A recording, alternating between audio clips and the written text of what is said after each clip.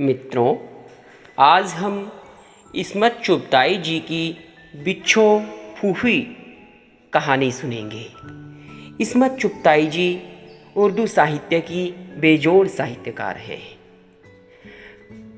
ये सआदत हसन मंटो, कृष्णचंद्र और राजेंद्र सिंह बेदी जैसे अदीबों की समकालीन अदीबा हैं। एक बार इनकी कहानी लिहाफ पर मुकदमा चला। ये मुकदमा जीत गई। मुकदमे के दौरान जब जज ने यह पूछा कि आपने औरत होते हुए भी इतने बेबाकीपन से कैसे लिख दिया, इनका जवाब था, कलम भी कहीं औरत मर्द होता है।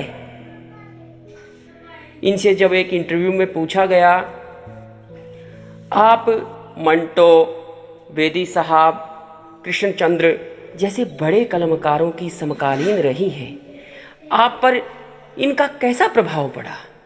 इन्होंने कहा, मैंने सबको उनके अपने दायरे में देखा, उनकी पृष्ठभूमि से जुड़ कर के देखने की कोशिश की, परंतु किसी को भी कॉपी नहीं किया। हम आज उसी महान कलमकार, बोल्ड महिला इस्मत चुगताई जी की बिच्छू फूफी नाम की कहानी आप सबके लिए लेकर के आए हैं। आवाज है अनवारुल हुसैन की। लीजिए सुनिए कहानी बिच्छू फूफी। कहानी बिच्छू फूफी। जब पहली बार मैंने उन्हें देखा तो वे रहमान भाई के पहले मंजिले की खिड़की में बैठी लंबी लंबी गालियां और कोसने दे रही थीं। ये खिड़की हमारे सहन में खुलती थी और कानूनी तौर पर इसे बंद रखा जाता था, क्योंकि पर्दा वाली बीवियों का सामना होने का डर था। रहमान भाई रंडियों के जमादार थे।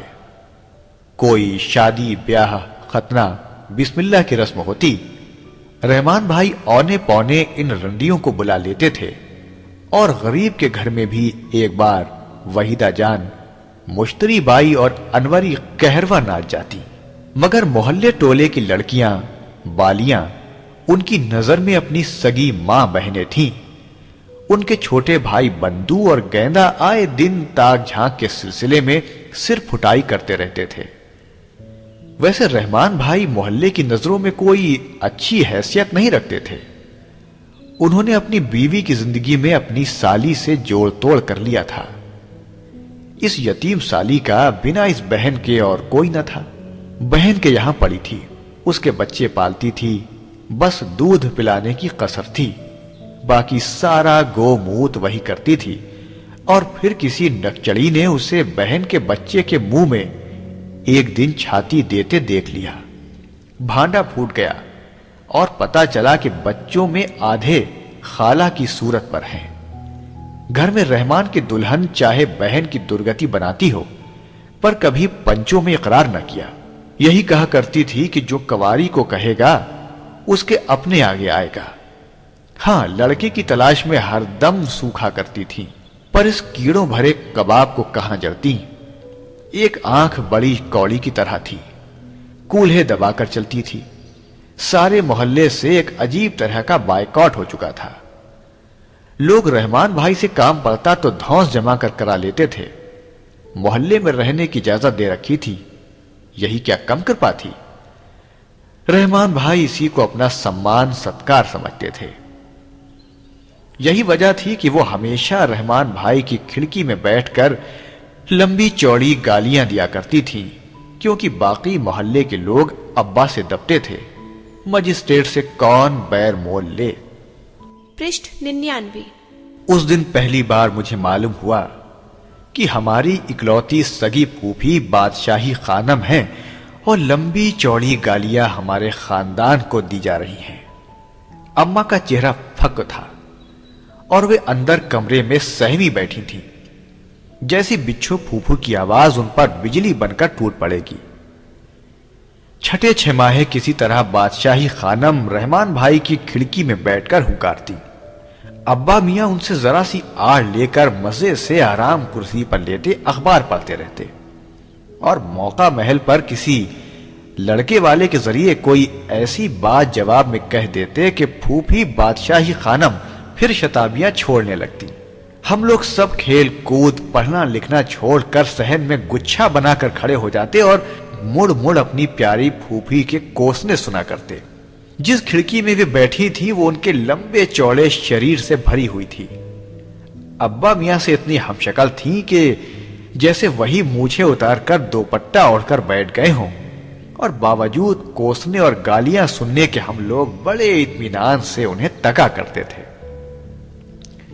5.5 فٹ کی قد، 4 انگل چوڑی کلائی، شیر کا سا کلہ، سفید بگلا بال، بڑا سا دہانا، بڑے بڑے دانت، بھاری سی ٹوڑی، اور آواز تو ماشاء اللہ ابا میاں سے بھی ایک سر اونچی ہی ہوگی۔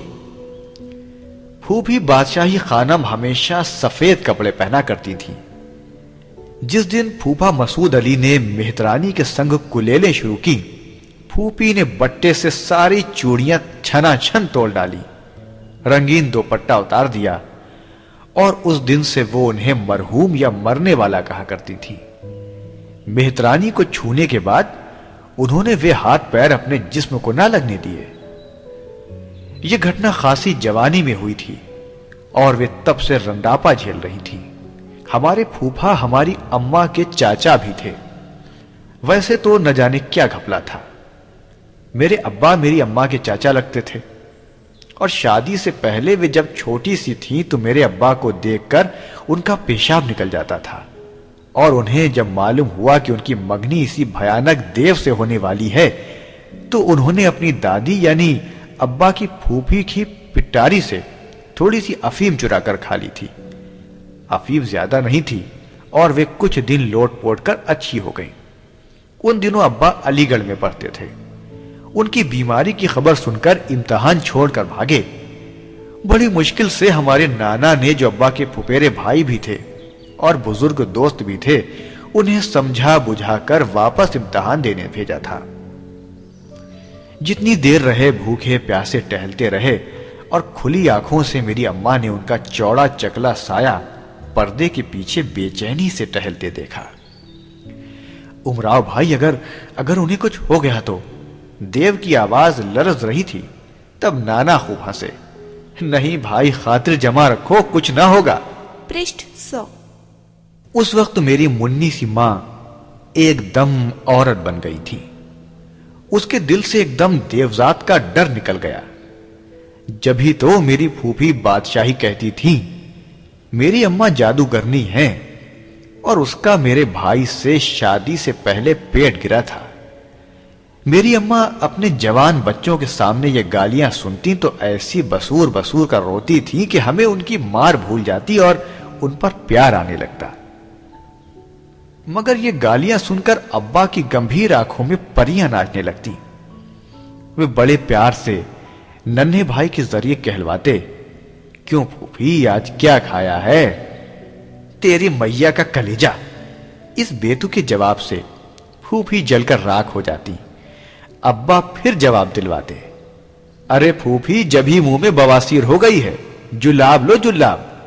اور وہ میرے جوان بھائی کی مچمچاتی لاش پر چیل کووں کو دعوت دینے لگتی۔ ان کی دلہن کو، جو نہ جانے بیچاری اس وقت کہاں بیٹھی اپنے خیالی دولہا کے عشق میں لرز رہی ہوگی، رنداپے کی دعائیں دیتی، اور میری اماں کانوں میں انگلیاں دے کر بدبداتی، جال تو جلال تو، آئی بلا کو ٹال تو۔ پھر ابا اکساتے اور ننھے بھائی پوچھتے، پھوپھی بادشاہی مہترانی کا مزاج تو اچھا ہے، اور ہمیں ڈر لگتا ہے کہ کہیں پھوپھی کھڑکی سے پھاند نہ پڑے۔ ارے جا سپوں لیے، میرے منہ نہ لگ، نہیں تو جوتی سے ماروں گی۔ یہ بوڑھا اندر بیٹھا کیوں لونڈوں کو سکھا رہا ہے؟ مغل بچہ ہے تو سامنے آ کے بات کرے۔ رحمان بھائی، اے رحمان بھائی، یہ بوراتی کتیا کو سنکھیا کیوں نہیں کھلاتے؟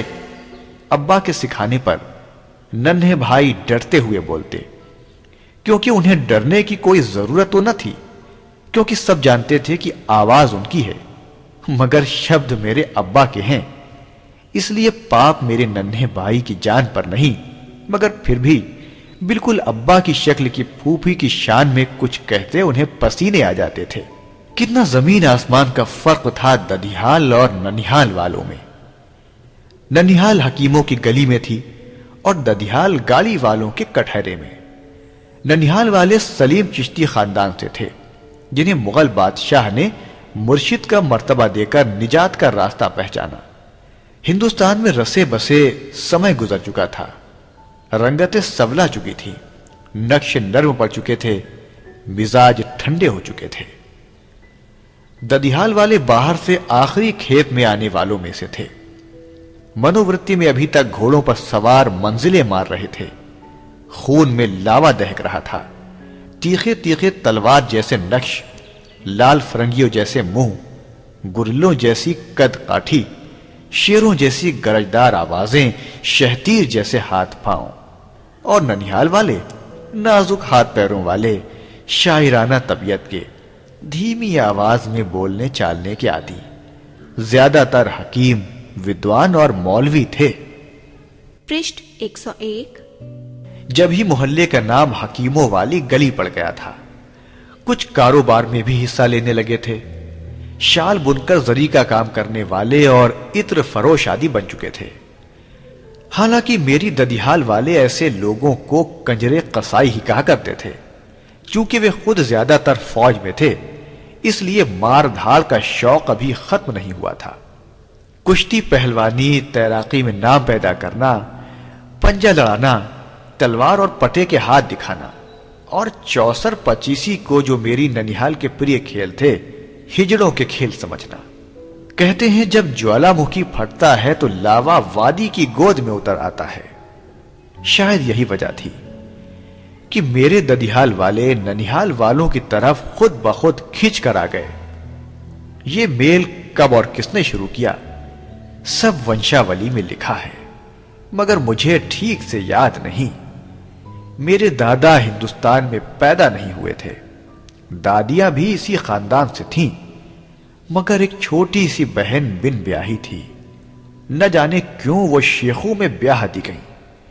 شاید میری اماں کے دادا نے میرے دادا پر کوئی جادو کر دیا تھا کہ انہوں نے اپنی بہن پھوپھی بادشاہی کے کتھنا انسار کنجروں قصائیوں میں دے دی۔ اپنے مرحوم شوہر کو گالیاں دیتے وقت وہ ہمیشہ اپنے باپ کو قبر میں چین نہ ملنے کی بددعائیں دیا کرتی، جنہوں نے چغتائی خاندان کی مٹی پلید کر دی۔ میری پھوپھی کے 3 بھائی تھے، میرے تایا، میرے ابا میاں اور میرے چچا بڑے۔ 2 ان میں بڑے تھے اور چاچا سب سے چھوٹے تھے۔ 3 بھائیوں کی ایک لاڈلی بہن ہمیشہ کی نخریلی اور چڑچڑی تھی۔ وہ ہمیشہ تینوں پر رعب جماتی اور لاڑ کرواتی، بالکل لونڈوں کی طرح پلی، گھڑ سواری، تیر اندازی اور تلوار چلانے کی بھی خاصی مشق تھی۔ ویسے تو پھیل پھال کر ڈھیر معلوم ہوتی تھی، مگر پہلوانوں کی طرح سینہ تان کر چلتی تھی۔ سینہ تھا بھی 4 عورتوں جتنا۔ ابا مذاق میں اماں کو چھیڑا کرتے تھے، بیگم بادشاہی سے کشتی لڑو گی؟ اوئی نا، میری عالم افضل باپ کی بیٹی۔ میری اماں کان پر ہاتھ رکھ کر کہتی، مگر وہ ننھے بھائی سے پھوپھی کو چیلنج بھجواتے، پھوپھی ہماری اماں سے کشتی لڑو گی؟ ہاں ہاں، بلا اپنی اماں کو، آ جائے خم ٹھوک کر۔ الو نہ بنا دوں تو مرزا کریم بیگ کی اولاد نہیں، باپ کا بیٹا ہے تو بلا شہزادی کو۔ اور میری اماں اپنا لکھنؤ کا بڑے پائچوں کا پاجامہ سمیٹ کر کونے میں دبک جاتی۔ پھوپھی بادشاہ کے دادا گوار تھے، بڑے نانا جان انہیں آمد نامہ پڑھایا کرتے تھے۔ ہمارے پرنانا دادا جان نے کبھی دادا میاں کو کچھ پڑھا دیا ہوگا۔ ابا میاں چھیڑنے کو بات توڑ موڑ کر کہلواتے، ارے وہ استنجے کا ڈھیلا، یعنی پیشاب پخانہ صاف کرنے کا ڈھیلا، کیا میرے بابا کو پڑھاتا؟ مجابر کہیں کا، ہمارے ٹکڑوں پر پلتا تھا۔ سلیم چشتی اور اکبر کے رشتے سے حساب لگایا جاتا۔ پرشٹھ 102۔ ہم لوگ یعنی چغتائی اکبر بادشاہ کے خاندان کے تھے، جنہوں نے میری ننیحال کے سلیم چشتی کو پیر اور مرشد کہا تھا، مگر پھوپھی کہتی خاک پیر و مرشد کے دم مجابر تھے مجابر. 3 بھائی تھے، تینوں سے لڑائی ہو چکی تھی، اور جب وہ غصے میں ہوتی تو تینوں کی دھجیاں اڑا دیتی. بڑے بھائی اللہ والے تھے، انہیں گھرنا سے فقیر اور بھکمنگا کہتی. ہمارے ابا سرکاری نوکری میں تھے، انہیں غدار انگریزوں کا غلام کہتی، کیونکہ مغل راج انگریزوں نے سماپت کر ڈالا. ورنہ آج مرحوم پتلی دال کے کھانے والے جلاہے یعنی میرے پھوپھا کے بجائے وہ لال قلعہ میں زیب النساء کی طرح گلاب جل میں غسل کر کے کسی ملک کے شہنشاہ کی ملکہ بنی بیٹھی ہوتی. تیسرے یعنی چاچا بڑے 10 نمبری کے بدماشوں میں سے تھے، اور سپاہی ڈرتے ڈرتے میجسٹریٹ بھائی کے گھر ان کی حاضری لینے آیا کرتا تھا. انہوں نے کئی قتل کیے تھے، ڈاکے ڈالے تھے. شراب اور رنڈی بازی میں اپنی مثال آپ تھے. وہ انہیں ڈاکو کہا کرتی تھیں، جو ان کے کریئر کو دیکھتے ہوئے بالکل پھسپھسا شبد تھا. مگر جب وہ اپنے مرحوم شوہر سے غصے ہوتی تو کہا کرتی، منہ جلے نگوڑے ناہٹی نہیں ہوں، 3 بھائیوں کی اکلوتی بہن ہوں، ان کو خبر ہوگا تو دین دنیا کا نہ رہے گا. اور کچھ نہیں، اگر چھوٹا سن لے تو پل بھر میں انتڑیاں نکال کے ہاتھ میں تھما دے.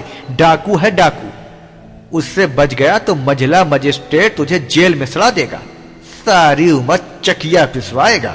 اور اس سے بچ گیا تو بڑا جو اللہ والا ہے تیرا پرلوک خاک میں ملا دے گا. دیکھ مغل بچی ہوں، تیری ماں کی طرح شیخانی فیضانی نہیں ہوں. مگر میرے پھوپھا اچھی طرح جانتے تھے کہ تینوں بھائی انہی پر رحم کھاتے ہیں، اور وہ انہیں بیٹھے مسکراتے رہتے.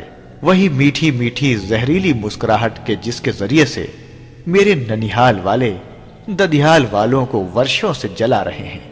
ہر عید بقرعید کو میرے ابا میاں بیٹوں کو لے کر عید گاہ سے سیدھے پھوپھی اماں کے یہاں کوسنے اور گالیاں سننے جایا کرتے تھے. وہ فوراً پردہ کر لیتی اور کوٹھی میں سے میری جادوگرنی اماں اور ڈاکو ماموں کو کوسنے لگتی. نوکر بلا کر سیویاں بھجواتی، مگر کہتی پڑوسن نے بھجوائی ہے، ان میں زہر تو نہیں ملا ہوا ہے. ابا چھیڑنے کو کہتے اور پھر ساری ننیحال کے چیتھڑے بکھیرے جاتے. سیویاں کھا کر ابا عیدی دیتے تو وہ فوراً زمین پر پھینک دیتی تھی کہ اپنے سالوں کو دو، وہی تمہاری روٹیوں پر پلے ہیں. مگر ابا چپ چاپ چلے جاتے، اور وہ جانتے تھے کہ پھوپھی بادشاہی وہ روپے گھنٹوں آنکھوں سے لگا کر روتی رہیں گی. بھتیجوں کو وہ آڑ میں بلا کر عیدی دیتی. حرام زادوں، اگر اماں بابا کو بتایا تو بوٹیاں کاٹ کر کتوں کو کھلا دوں گی. ابا بابا کو معلوم تھا کہ لڑکوں کو کتنی عیدی ملی. اگر کسی عید پر کسی وجہ سے ابا میاں نہ جا پاتے تو پیغام پر پیغام آتے. نصرت خانم بیوہ ہو گئی، چلو اچھا ہوا، میرا کلیجہ ٹھنڈا ہوا. اور برے برے سندیش شام تک آتے ہی رہتے، اور پھر خود رحمان بھائی کے کوٹھے پر گالیاں برسانے آ جاتی. پرشٹ 103. ایک دن عید کی سوئیاں کھاتے کھاتے کچھ گرمی سے جی بتلانے لگا. ابا میاں کو الٹی ہو گئی. لو بادشاہی خانم، کہا سنا معاف کرنا، ہم تو چلے. ابا میاں نے کرہ کی آواز بنائی اور پھوپھی الٹی سیدھی پردہ پھینک چھاتی کوٹتی نکل آئی. ابا کو شرارت سے ہنستا دیکھ کر الٹے پاؤں کوستی ہوئی لوٹ گئی. تم آ گئی بادشاہی تو موت کے فرشتے بھی گھبرا کر بھاگ گئے، ورنہ ہم تو آج ختم ہو جاتے. ابا نے کہا. پوچھئے پھوپھی نے کتنے بھاری بھاری کوسنے دیے. انہیں خطرے سے باہر دیکھ کر بولی، اللہ نے چاہا تو ابھی گرے گا، نالی میں گر کر دم توڑ دے گا، کوئی لاش کو کاندھا دینے والا بھی نہ بچے گا. اور ابا انہیں چڑھانے کے لیے 2 روپے بھجواتے. بھائی ہماری خاندانی ڈومنیا گالیاں دے تو اسے ویل تو ملنی ہی چاہیے. اور پھوپھی بوکھلاہٹ میں کہہ جاتی، بیل دے اپنی اماں بہنیاں کو. اور پھر فوراً اپنا منہ پیٹنے لگتی اور خود کہتی، اے بادشاہی تیرے منہ کو کالک لگے، اپنی میت آپ پیٹ رہی ہے۔ پھوپھی کو اصل میں بھائی سے ویر تھا۔ ایسے کہیں ابا کے بغیر اماں نظر آ جاتی تو گلے لگا کر پیار کرتی، پیار سے نچھو نچھو کہتی بچے تو اچھے ہیں، اور وہ بالکل بھول جاتی کہ بچے اسی بدذات بھائی کے ہیں جسے وہ ساری زندگی کوستی رہیں گی۔ اماں ان کی بھتیجی بھی تو تھیں۔ بھائی کس طرح کا گھپلا تھا میرے ددیحال ننیحال میں۔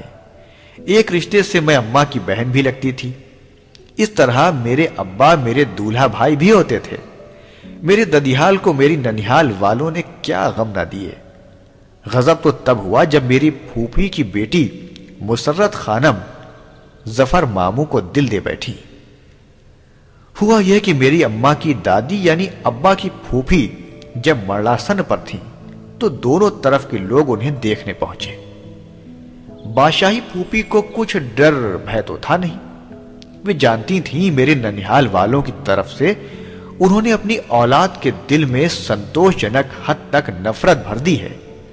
اور پھر مسرت خانم کی ابھی عمر ہی کیا تھی، اماں کے کولہوں سے لگ کر سوتی تھی، دودھ پیتی ہی تو لگتی تھی۔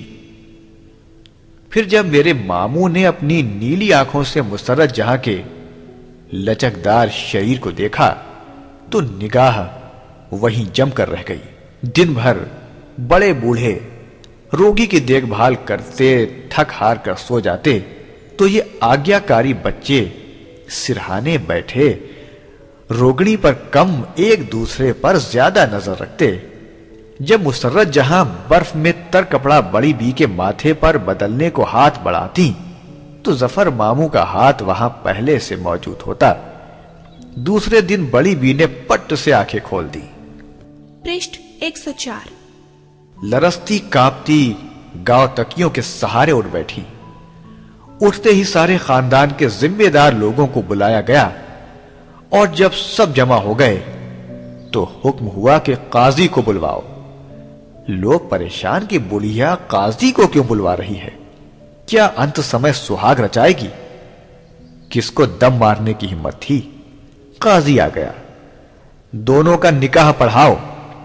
لوگ چکرائے کن دونوں کا؟ مگر ادھر مسرت جہاں پٹ سے بے ہوش ہو کر گریں، ادھر ظفر ماموں بوکھلا کر باہر چلے۔ چور پکڑ گئے، نکاح ہو گیا۔ بادشاہی پھوپھی سناٹے میں رہ گئی۔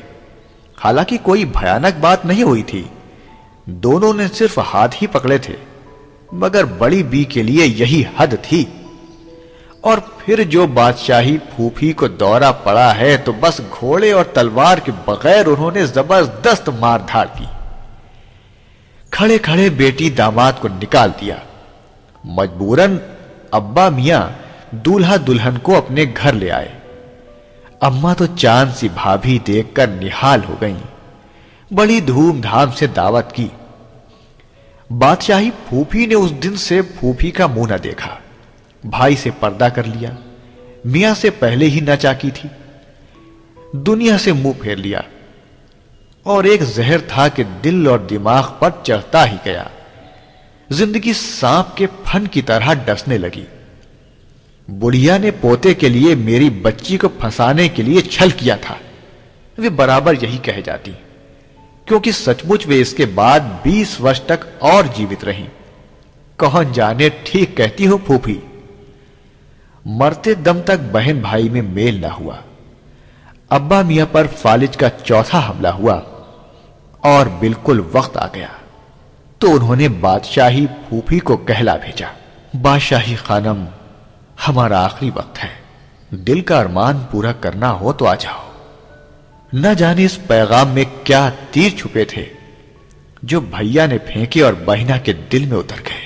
چھاتی کوٹتی سفید پہاڑ کی طرح بھوچال لاتی اور بادشاہی خانم اس ڈیوڑھی پر اتری جہاں اب تک انہوں نے کبھی قدم نہ رکھا تھا۔